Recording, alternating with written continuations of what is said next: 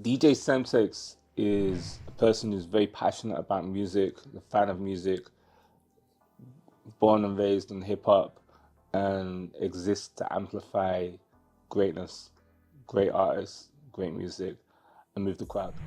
I think the concept of an artist changes year on year. They have a story or they have a message to tell. They're the voice of the voiceless. And that's the one thing that stayed constant. I think the difference is significantly is the delivery, right? So before 10 years ago, you just record the track and put it out and do shows. Now you've got to record the track, film yourself recording the track, film yourself putting it out. Now you got to market it, you got to A&R it yourself, you got to do everything as an artist. Now you got to do so much more. You've also got to figure out how to be an entertainer. You got to know how to do TikTok, how to do Instagram, how to do Twitter, maybe even Facebook, maybe YouTube community, maybe Twitter Spaces. There's so many platforms for artists now. It's great. Like, you got more exposure than ever before, but it's also incredibly overwhelming because most artists don't want to do any of it. They just want to make music. You gotta let artists make mistakes, and you gotta let them make the mistakes while they're young. They gotta fuck up. They have to, because it's the only way they learn. It's the only way they learn about where they're going right or where they're going wrong. And it's like, if you try to give them um, categories and standards and rules, that Prevents defies the innovation. whole. Yeah, it's everything that artistry is against. If you want to be a pop artist where you're giving your artist name and your song and your concepts and your album, if you want to do that, that's different, right? Because that's all manufactured. So yeah, that's pop music, but I don't do pop music. I don't deal with that. I don't That's not my world. I'm talking about real artists. I'm talking about real rap. um just let them do them. Guide them so they don't get into trouble. Guide them so they're not doing anything that can be, too damaging. But yeah, you gotta let them. It's gotta be a hot mess. It has to be. It's the only way to learn. The most important thing, right, with being successful is to just be you. You just gotta be comfortable with yourself. You gotta know what you're good at. You gotta know what you wanna do and go for it. Like, it's a combination of things, but the bottom line, the underlying factor is just do you. Because trying to be somebody else, trying to play up to something, trying to fit in, never try to fit in. If you're good at something, tap in and focus on that. Whatever your calling is, focus on that, right? And don't stray from the path. And you've got to be very single-minded with your vision, because whether you're trying to get into music, whether you're trying to, you could be the best clothes designer, whether you're trying to be the best carpenter, any role, right? It's a lonely journey. 9 times out of 10, your friends, they're not going to understand the amount of time you have to put into it to be great at what you do and to focus and everything. So regardless of what it is you're doing, especially if you're creative, it's a lot of hours by yourself creating. It's a lot of hours in front of the screen. It's a lot of hours in the studio. It's a lot of hours practicing. The practicing thing is like, when I was DJing, when I was coming up as a DJ, I was practicing like 2-3 hours a night, just blending records, just getting used to the feel of the turntables and the vinyl and everything else and all of that. And I think now it's the same thing. It's everything. The 10,000 hours thing. It's all of that. You just got to keep being persistent, and keep getting into it, and keep going in. But the bottom underlying factor is that you have to be true to yourself and just do you and follow your calling. I just look for great lyricism. Um, then I look at it from a DJ perspective, like how it would sound on a radio show, how it would sound in a club.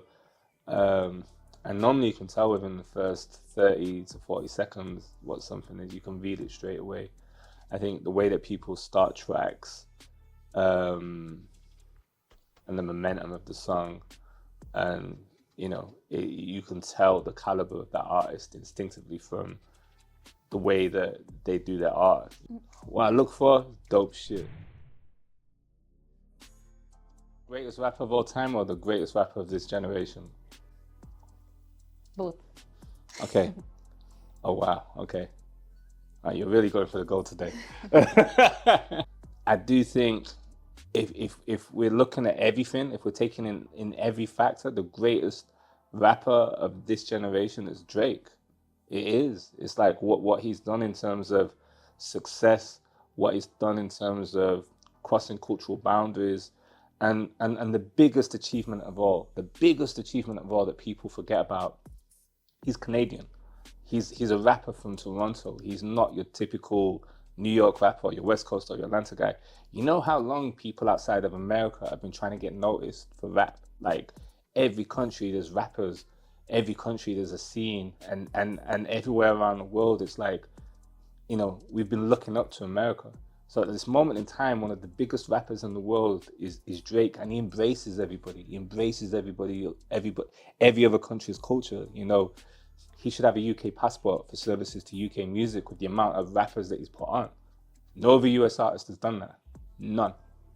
None of my favorite US artists have ever done that. So for me, greatest rapper of this generation, definitely Drake.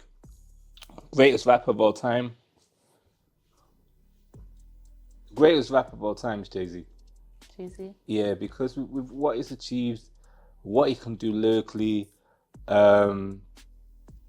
you can't dispute his skill.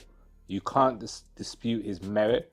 There's other rappers who are close. There's other rappers, people will say Eminem. I don't think it's in that conversation like that. I'd say Andre 3000 is closer than Eminem, because with what Andre's done creatively is off the wall. There's only a couple of people that are anywhere near close to what Andre 3000 does creatively. And even now, the guy walks away and just plays the flute around the streets of Atlanta. What a way to go out. It's incredible. So, but when it's all said and done, when you look at all of the factors, success, bangers, rap beef, the battle between him and Nas and so forth, and the versatility, he can flow in any beat, any rhythm, and lyrically, he's got lyrics that open your mind. It's like, it's no question, it's Jay-Z. I wrote a book called Hip Hop Raised Me. I've never described it as the Hip Hop Bible. Artists have described it as the Hip Hop Bible. Danny Brown, Ghostface Killer graciously referred to it as that. And the book company marketed with that tagline. So, but it isn't for me to say that. Like, when I first got asked to do a book on hip hop, I turned it down, because I was like, to do the definitive book on hip hop, you need 30 people to do that, because the experiences are different, and this, that, and the other.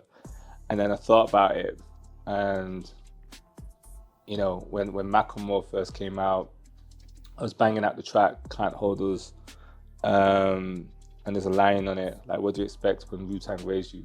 And it's like, and I was like, yeah, this artist raised me, that artist raised me, and that's how I came up with the title for Hip Hop Raised Me. And so then I figured I could do a definitive book on hip hop according to my experience, which is pretty good as a DJ who's witnessed several eras, interviewed thousands of artists.